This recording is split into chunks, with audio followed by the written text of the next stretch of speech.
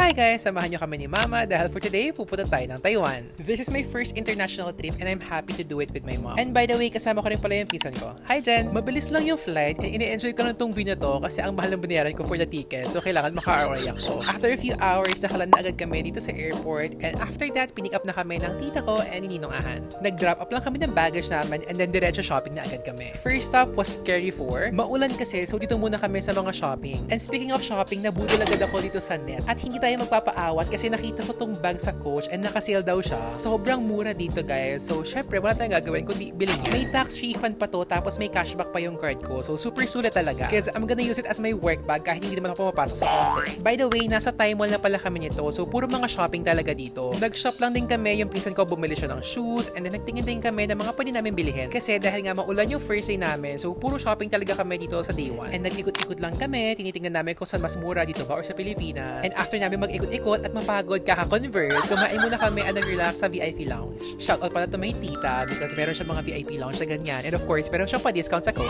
Nagpunta rin pala kami sa Gloria Outlet pero wala akong nagustuhan and nabili dito kasi hindi rin kami masyado nakaikot tsaka medyo pricey yung mga items. So for today, puro shopping lang talaga. Pero don't worry, make sure to follow me kasi meron pa tong part 2. So paano? See you guys in our day 2 in Taiwan!